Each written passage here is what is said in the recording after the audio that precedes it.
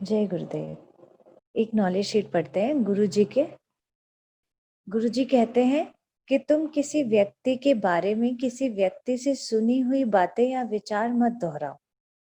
अगर कोई कहे कि वो व्यक्ति तुम्हारे बारे में ऐसा कह रहा था तो उसे वहीं रोक दो और उस पर विश्वास भी मत करो। उदाहरण के तौर पे जैसे कि कई बार होता है ना कि हमें कोई नेगेटिव चीजें कहता है तो हमें नेगेटिव चीजें ज्यादा अट्रैक्ट करती है या हम उस पर ज्यादा जल्दी भरोसा कर लेते हैं।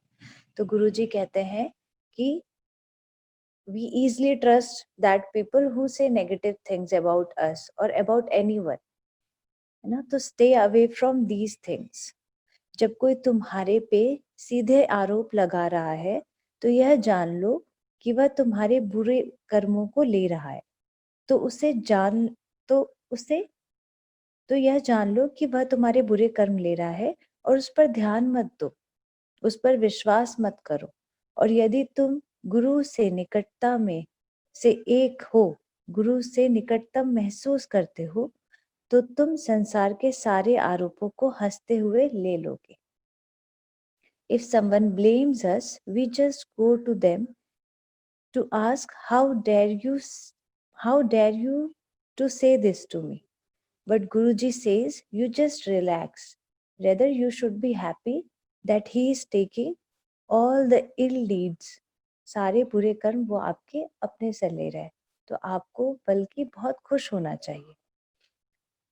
फिर गुरुजी कहते हैं कि द्वंद्व संसार का स्वभाव है और शांति आत्मा का स्वभाव है। द्वंद्व मतलब क्या? अगर हम कोई काम करना शुरू करते हैं तो उसका विपरीत विचार हमारे मन में आना शुरू हो जाता है। जैसे जब हम खुश होते हैं तो लगता है कि अरे कहीं नजर ना लग जाए, है ना। द्वंद्व के बीच शांति को ढूंढो।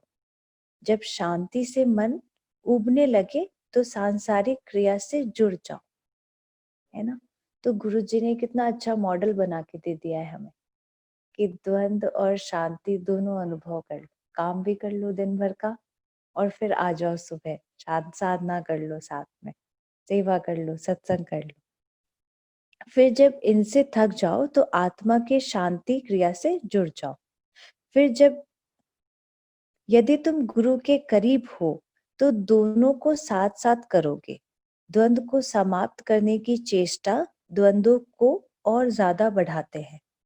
जैसे कि हम हैप्पीनेस कोर्स में भी देखते हैं कि what we resist will persist.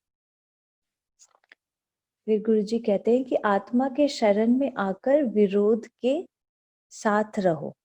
ईश्वर व्यापक है और अनंत काल से ईश्वर सभी विरोधों को संभालते हुए आए हैं। यदि ईश्वर सारे विरोधों को संभाल सकते हैं तो तुम भी ऐसा कर सकते हो। जैसे ही तुम विरोध के साथ रहना और उसे स्वीकार कर लेते हो तो तुम शांत हो जाते हो। शांति चाहने वाले लोग लड़ना नहीं चाहते और लड़ने वाले लोगों के पास कभी भी शांति नहीं होती। आवश्यक है कि मन से शांत रहकर फिर लड़ना, आत्मा के सुकून में रहकर द्वंद्वों का सामना करना। गीता में भी यही मूल शिक्षा दी है, शांत मन से लड़ाई करो। कृष्ण जी अर्जुन जी को यही सलाह दे रहे होते हैं कि हृदय शांत रखकर युद्ध की तैयारी करो, युद्ध लड़ो। जनरली बाहर कुछ गड़बड़ होती है तो हम उसको सुधारने में लग जाते हैं, है ना, और फिर मन से भी अशांत हो जाते हैं। लेकिन क्या है, but if we accept the fact that बाहर तो गड़बड़ चलेगी ही चलेगी, तो जैसे ही हम इस बात को एक्सेप्ट कर लेते हैं तो हम शांत हो जाते हैं, है ना।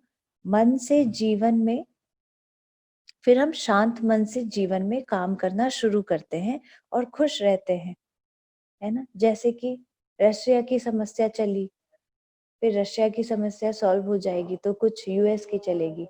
जैसे अभी हो रहा है कि एक कोरोना गया, फिर वो कोरोना की कोई नानी माँ आई है जो उससे ज्यादा स्ट्रांग है, तो ये सब तो चलता रहेगा, है ना।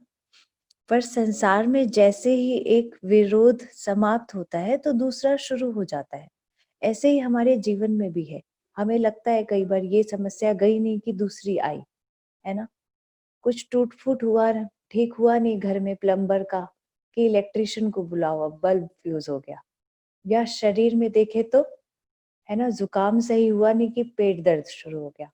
कुछ ना कुछ लगा ही रहता है और लगा ही रहेगा। इस बात को एक्सेप्ट करो और फिर शांत रहो और खुश रहो और मस्त रह के अपना जीवन जियो।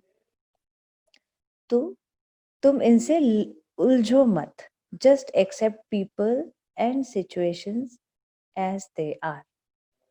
जय गुरुदेव।